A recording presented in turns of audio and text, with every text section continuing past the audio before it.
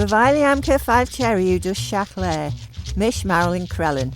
I'm Marilyn Crellin, and I'd like to welcome you to this programme which is called Shiaght Laa.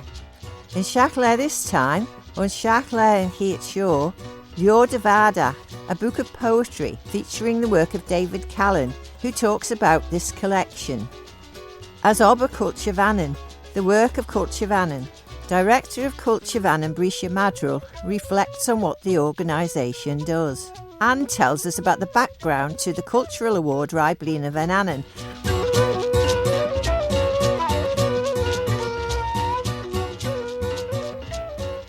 This coming Saturday evening, the 23rd of November, St Ninian's Church in the city of Douglas will be the setting of their annual gala concert by Douglas Town Band. The concert starts at 7:30 and their guest for the evening is flugelhorn soloist Helen Williams, who plays with the Corey Band, which is based in Treorchy in South Wales. Helen is originally from the Manchester area, where she was principal cornetist with the Marple Band, then playing as flugelhorn soloist with the Fodens Band. In 2015, she and her euphonium-playing husband Glyn moved to South Wales, where they're the respective leads with the Corey Band. Helen will be performing a number of items with Douglas Town Band in Saturday's gala concert. There'll be the usual interval refreshments and an opportunity to meet the players. Although it's a gala concert with a special guest, as usual it'll be pleasantly informal and an opportunity to hear music from a range of genres. Tickets are available at £10 for adults, £5 for pensioners and children, and there's also a family ticket at £20. You can get them online or from Morrison Photos on Bucks Road. You'll find them online at douglas-town-band.sumupstore.com. Sumupstore is all one word. That's douglas-town-band.sumupstore.com. And just in case you haven't been able to find something to jot that down, let's listen to the flugelhorn of Helen Williams, and then I'll give you that website address again.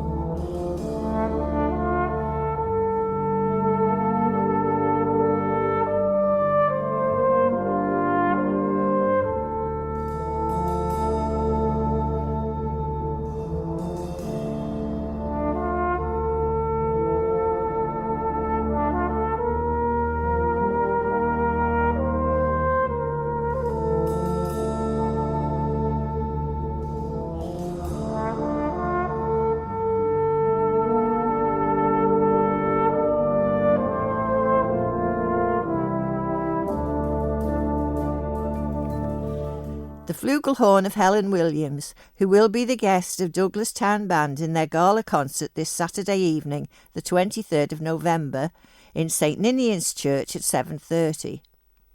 As well as buying tickets in Morrison Photos on Bucks Road in Douglas, you can buy them online at douglas-town-band.sumupstore.com.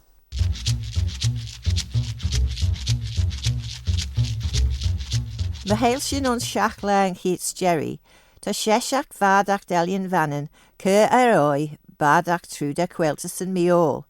Ti curmach geelum j ober na alternan, der Shiaght Savlain, sa taura as sa hiaura, as ti rech a cadden and bardach, red for this lie denen posterum buichial, en scalum agiet uns imadi bool tiach. Nearest der hausen as kerjeg, ta cohirable en all of eon, de funchail bad vannin. She tea brown van hidder, get a duration bes ons hockey jeg kefi de shach jeg son shigaris. Nearest shen ta ve nai baden vannin blioon. As for Jordan Kenya currits and shen, main fower me en jayu vad vannin. Nearest der hausen as nai jeg, ta bad egg vannin of eon yes. Tas the shoon and be like forslik go like hummel Dominic, red fuddy sly shadow soos, as line and mardacht, as tabulach and bardacht on, cohirichan, owned out and trimmed, Ach ta slai selsiach mach na ober, cloyi as ledden de vree. Ons imedi achten, ta badach na an fia vuoje in culture ons mannen. David Callin produced his first book of poetry under the title Always in 2020.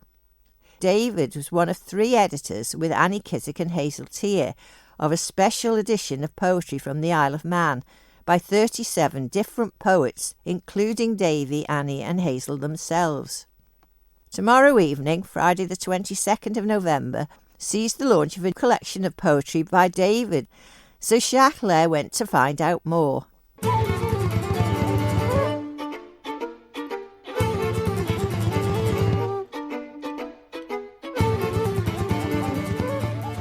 David Callin, your books is being launched at the Centenary Centre. What's the title of the book and how has this collection come about? I've called it From the Nab because I and Rosemary, my sister, grew up on the Nab farm, Crosby. And we always thought that was called the Nab Road, but apparently it's called the Upper Back Glen Vine Road or something, I don't know. So we called it the Nab Road. And yeah, it was such a formative experience for us growing up there. We left when I was about 12, so it was kind of idyllic childhood, especially for me, who didn't do much work about the place. I wasn't a natural farm worker, but I didn't mind that too much. This particular collection of work, then, where is it drawn from? It's just accumulated over the years. I didn't sit down and sort of go from A to Z that this is me on the island. It's just the fruits of my labours over the years. And I thought after a while, I got quite a lot of these poems about the Isle of Man. And Annie Kissack encouraged me to put them together, which I've done now. And I've tried to order the collection so it starts off with general poems about the island itself, then moves into my recollections growing up into school age. And then I went away for a while, came back. There's a pivotal poem in the middle, which my life hinges on that really, coming back, going to the bridge on New Year's Eve, or Christmas Eve perhaps, 1988. And after that, I came back. And so after that pivotal poem, that change in my life, it was more my experience of being on the island again, having lived away and up to date. Have you had a particular modus operandi over the years? How do you come to put down on paper what you're thinking? It's not been systematic at all. It's just a rag bag of poems which have appeared over the years. I've put them into some order which may appear coherent now, but they certainly weren't intended like that. I didn't write it as a sequence, but I've just decided I had so many that I quite liked. I thought, yeah, these could go together. It's just a matter of, I had all the right poems, I didn't have them in the right order. Now, you mentioned Annie Kissack there encouraging you to get this collection printed, and this has been done through Culture Vannin. Yes, Culture Vannin's been a great help. I have had a collection of poems issued before, but that was from a Scottish press called Dreek, and they are run on a shoestring. They're a great little organisation, but the covers they do, they're very functional, very utilitarian, and with Culture Vannin's help, I've been able to get an illustrator, Vicky Webb, who's done a terrific job. And she did the cover based on things we talked about. And Vanessa and I, liked the cover so much, we decided we've got to do 4 more illustrations to go into the book. And people will love the pictures, I think. I think people hope they'll come for the pictures and stay for the poems. But I think the pictures will draw them in because she's done a lovely job on that. From the Nab appears in lettering on the cover, but the Nab itself had Nab written in white paint on one of the buildings, and she's incorporated that idea. And there's actually a little photograph, black and white, from those days, which shows what it looked like with the Nab on one of the outbuildings. And so that's kind of, people can compare and contrast that. So what she's done is stylized representation of where we lived, except that part of it actually is genuinely the back of one of the cow houses, and she's got the colours right and the gate is right. So she's done a great job. What about the other illustrations then? I noticed there's one of Manras. So what's the importance of Manras in the... Manras was where our granny lived, and Manras was she lived there mostly by herself, except when Uncle Tom came home from the sea, he was there as well. And Manras is happiness, isn't it? And so you can simplistically make some connection between where she was and how she was. She was very deaf. She was, you know, it hits some of us, the deafness, doesn't it? But she was always very jolly. And so there's an illustration to go with that, which I think you'll like when you see it. Where will people be able to get a copy of the book? Yeah, that's a good question, because we're having a last-minute crisis with dimensions at the moment. So the idea, we've got the launch, obviously, book launch, we'd like to have the book. I'm hoping to get them into the local bookshops as well. It's £10. Oh, David Callin, go to my Morad. David Callin, whose book of poetry, published with the support of Culture Vannin, is to be launched at the Peel Centenary Centre tomorrow evening, Friday the 22nd of November, starting at 7:30.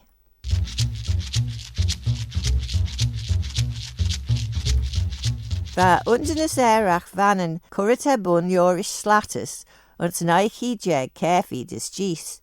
As eich heilad en enem vote govrache der culture vannon, ons der hausenes kerjeg. Tan cheshach ve can rish imedi cushion can a blinten shen, cura oi, liasache, as ginu erdelia, je culture vannon, ons ramsoch de hummachen.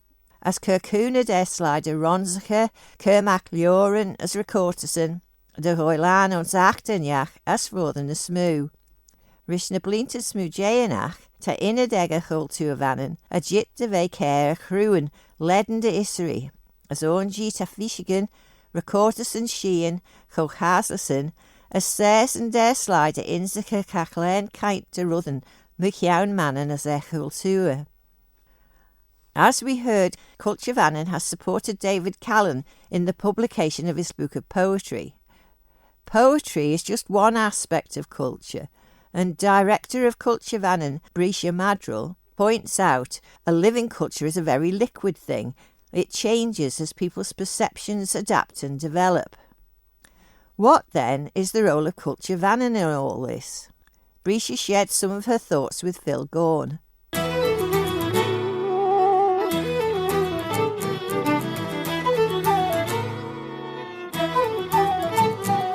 Do you think generally as a population we do as much as we should be, or do you think the general populace is supportive of Manx culture? I think what's interesting is that Manx culture is so many different things, and so some things are everyday and they are part of our lives. There are other parts of Manx culture which seem to be a little bit more hidden, and we rely on people who spend time researching or thinking or writing about them to share that with us. There are some parts of Manx culture that require people to spend a long time developing their craft, whether it's a craft like making bumby cages, or whether it's a craft like performing music or writing new music or dancing. So I think culture is there, it's everywhere, and everybody has access to it. But we don't always name it as culture. We just say, oh, that's something we do in the community. And I think we could definitely have a higher profile for Manx culture.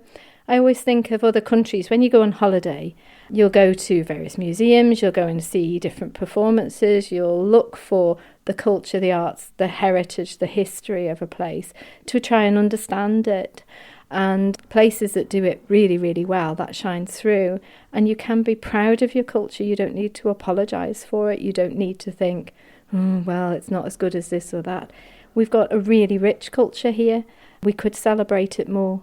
There are places like Ireland that have been through a whole process of trying to understand who they are as a nation, who they are as a state, and they examined every aspect of their culture and of their life to see what was Irish, and that strong sense of mythology, of literature, of history, of who you are, of people, that sense of place is key to who the Isle of Man is today and who we are internationally.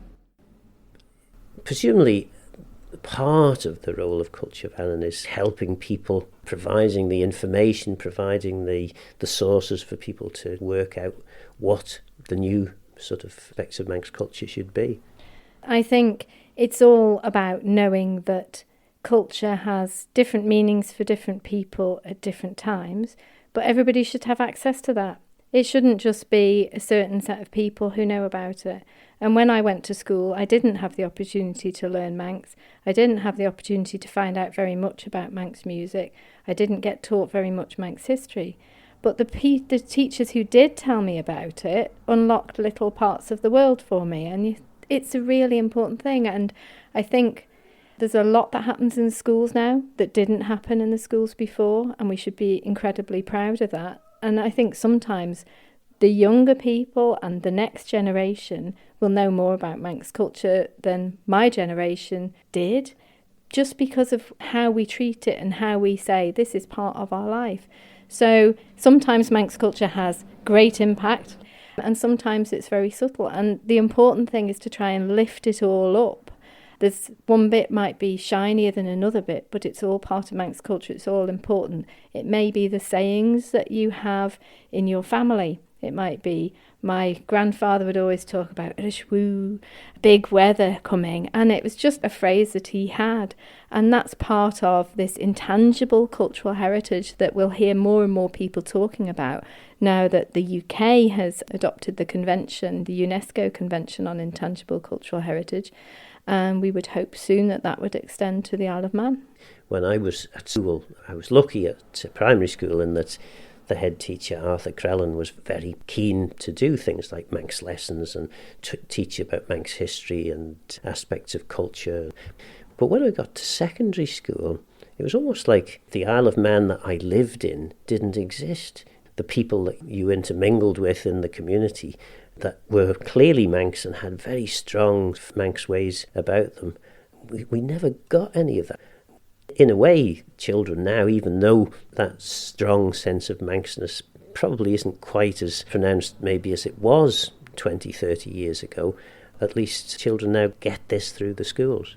I think they do. I think the Department of Education, Sport and Culture has done a really, really good job of that. It's about saying this is something that we can learn about, we can find out. This will give us a sense of place, it gives us a sense of identity. It doesn't matter whether we've just moved here or we've come back here or we've always been here. Living in the Isle of Man is a choice, and that's something that we should then celebrate. We should say, how do you want to experience Manx culture? You might be happy going to a concert and just consuming it in that way. You might go, I want to get involved and start dancing. I might want to do some research into this aspect of history. There's lots of fascinating things that have happened in the Isle of Man. There are a lot of fascinating people who have come here and who have been born here, and they all add to a very rich life. And it's something that is worth looking at, and it is something that we all should be proud of, and that we should find a way that we can connect to it that means something for us. So what we do with Culture Vannin is we try to make as many access points to Manx culture as possible. So you find the one that works for you. You might find many access points, you might just find one. There'll always be something that I think you can relate to. And you've travelled around the world, I've travelled around the world. When I meet people who are confident in where they've come from and the culture that they've grown up in or that they've adopted or that they've chosen, that's a very strong and powerful thing, and it makes for better cultural understanding between different people. So instead of going, I don't really know who I am, and apologising for who we are, we can actually be proud of Manx culture and be proud of the Isle of Man.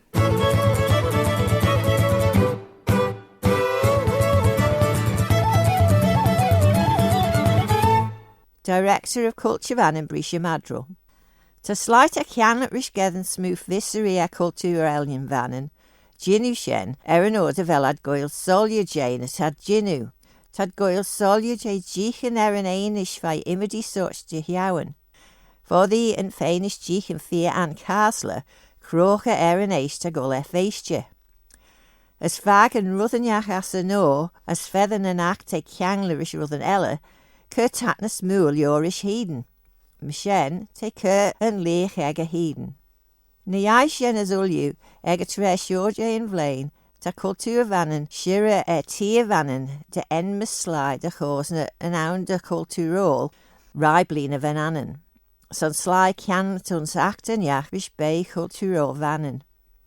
Hedin pursoon enem a Reih Bleeaney Vanannan, salshach macht de mors of lane no. Phil Gawne asked Breesha Maddrell about Reih Bleeaney Vanannan, what it is, its history, and how people can get involved in making nominations. So let's join Breesha again now. The kinds of things that you are looking for someone who would be the recipient, what are the criteria that you assess? You're looking for somebody who's made a contribution, or it could be a group of people who've made a contribution to Manx culture. And that's in a really broad sense of the word culture, just as our remit at Culture Vannin includes the Manx language, music and dance and folklore. It also includes Manx archaeology, Manx history, law, ecology. So it's a really wide interpretation of what culture is. And then the panel are looking for either something outstanding that's happened recently, or a long-standing contribution to Manx culture that could be over decades. Some people have been working for 40 or 50 years to support Manx culture, and somebody might have done something so remarkable that it would draw their attention. So it's up to members of the public to think of somebody or a group of people that they think are worthy of this award. The history behind this, how did it come about in the first place? So it's this wonderful idea that comes from, really, I suppose, Mona Douglas's world. She identified that Vanannan was the patron of culture in the Isle of Man, and she did a lot of work to really work up the myth of Vanannan and that he's important as that legendary first ruler of the island. And then somebody she worked with was Ken Quayle, also known as Stephen Quayle, and he was involved in making beautiful Manx and Celtic carpet. And his family, they decided that they wanted to put this award together. There was a trophy earlier on called the Vanannan Trophy, and it's really a continuation of that after the committee fell out. And Eric Orstwick, who was a wonderful illustrator, graphic designer and sculptor, made this beautiful trophy, and he was somebody who really brought Mona's vision of Vanannan to life visually. And then Jenny Kissack designed this wonderful medal that people are awarded, and it's just a way of celebrating Manx culture in a really, I think, quite an official way, and people get to put RBV as letters after their name. It's an honour. And the thing about Manx culture, it doesn't necessarily have to be a traditional thing. Culture evolves and changes. It's not necessarily what you might think of thatched cottages and Manx cats and that kind of thing. Culture is everything that we do as people, and everything that we do as people in this place or connected to this place. So we often talk about the threads of the past being cast forward and woven into new patterns now, but it's that idea that tradition and innovation can meet in culture, and you make it what you want it to be, because every generation makes culture that they want it to be.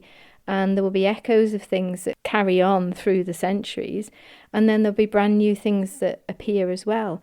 And that's all part of the richness of cultural life in the Isle of Man. Past winners then, the original winner. Maureen Costain-Richards, who most people in Port St Mary would remember, who ran Balabrara Arts, and she published books about the Manx crosses, bringing them to life, bringing the illustrations, and all her jewellery designs were based on those, and quite a forward-thinking thing to do. So she was the very first winners. Mona Douglas had it posthumously. We've had groups like the Michael Players, who performed dialect theatre in their community in Kirkmichael. We've had the Bunskull Gilgach Manx Medium School in St John's, which has educated so many wonderful young people through the medium of Manx. William Kane for Wildlife and the Environment. I mean, he's a legal man who is very well known, but he also did so much for wildlife and the environment. We've had people like Nigel Crowe for his work on genealogy, land division and history, Fiona McArdle for work on Manx language, music and history. There's a whole host of different people. Last year's winner was looking at Manx culture that we rarely see underneath the waves. To Adrian Corkle, who had worked for decades on the maritime history of the Isle of Man, compiled so much information about shipwrecks, which tell the story of this nation and who was travelling to and from it. And he was incredibly generous, and still is, in sharing his research with other researchers around the world through different databases. And that was a wonderful recognition, I think, of somebody quietly working away. What you do doesn't have to be showy, it doesn't have to be big and public. It's important as long as it has integrity and depth and it fits this really quite wide interpretation of Manx culture. It's a possible winner of the RBV. And just because you're thinking, well, the person or the group you might nominate might not be like the people on the list, that doesn't matter. If you can build a good case for them, then the panel of assessors will look at that. culturevannin.im has got all the information on. It's dead easy to find. It's just under awards, and there's a simple form to fill in. And you make your nomination anonymously. So you fill in one page which is about you as nominating it, and then the other page is just basically you writing about why this person's great, what they've done, what they've achieved, as much as you can about them, assuming people wouldn't know. And then you just send it in, and you send it in by Tuesday the 3rd of December at high noon. If you can phone us up at Culture Vannin, we're on 676 169, and we're happy. We'll have forms available, hard copies as well. We can email it to you if you email us on inquiries@culturevannin.im. So there's lots of different ways to get the information, and you can pop in and see us at St John's at the Cultural Centre in Fairfield House.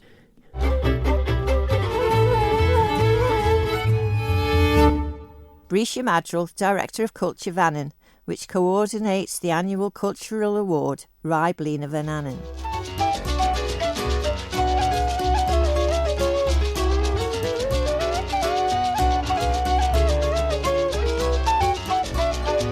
And that brings us to the end of Shiaght Laa. Ta sin edit dus Jerry Shiaght Laa son and Shachton Shaw. I'll be back with the final edition of Shiaght Laa in this series next Thursday at 5:30. But now from me, Archnish Vaughan, Marilyn Crellin, sledding you.